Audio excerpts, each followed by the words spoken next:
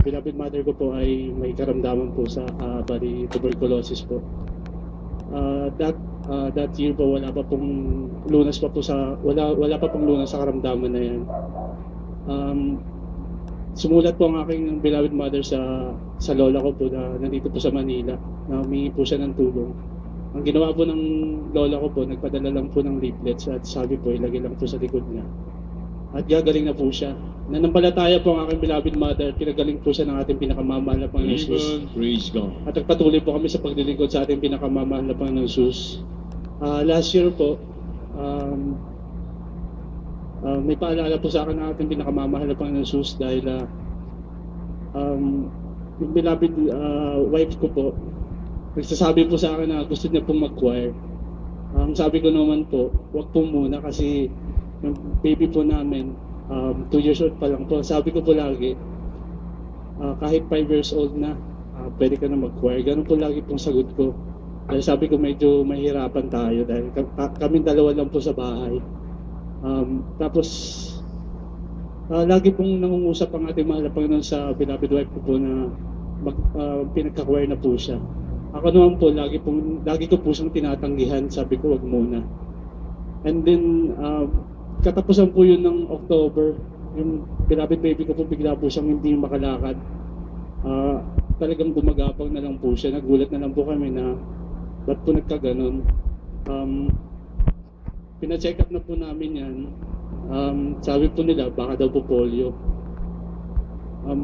Ang ginawa ko po, nag-search po ako sa sarili ko po kung ano po mga pagkukulang ko. Nariyan po talaga na hindi na po ako nakakapagpuri sa ating mahal na Panginoon dahil kulang nga po sa time. Tapos hindi na rin po nakakapagbigay, hindi na po nakakapagtapat. Nangako po ako sa ating pinakamamahal na Panginoon Jesus na magpupuri na po ulit ako at magbibigay po ako ng tapat. Tapos nag-2 meals din po ako noon. December po yun, lagi everyday po naka 2 meals po ako noon. At hindi pa rin po yung paggaling po ng aking beloved baby, gradually lang po. Pero nag-search pa rin po ako sa sarili ko po, yung po pala. Sabi ko po sa sarili ko, sabi ko po sa ating mahal na Panginoon, papayagan ko na po yung beloved wife ko po na mag-choir na po. Nung Sunday po na magpapaalam na po siya, nandiyan pa lang po kami sa tent po. Hindi pa po siya nakakapagpaalam, nakita ko po yung baby ko po sa likod, naglalakad na po siya. Praise the Lord po. At ganun din po, last month po, nagkaroon po ng sunog po dito sa May Tandasora. Kapitbahay lang po talaga namin. Isang dangkal lang po talaga yung layo po nung sunog po na yun.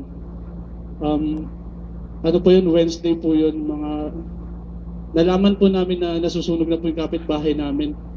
Siguro na po, 2:50 na po, magsisimula na po yung gawain. Bigla po dumating po yung isang kasamahan po namin na worker po, na Finance Corp po, sabi na po sa akin, Dan, uwi tayo sa bahay kasi masusunog na yung tinitirahan natin.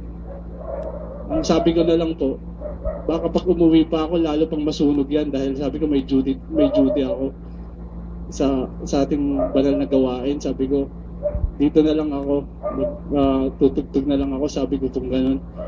After po mga 15 minutes po, bigla pong tumawag, fire out na daw po. Hindi po talaga nasunog po yung bahay po namin, praise the Lord.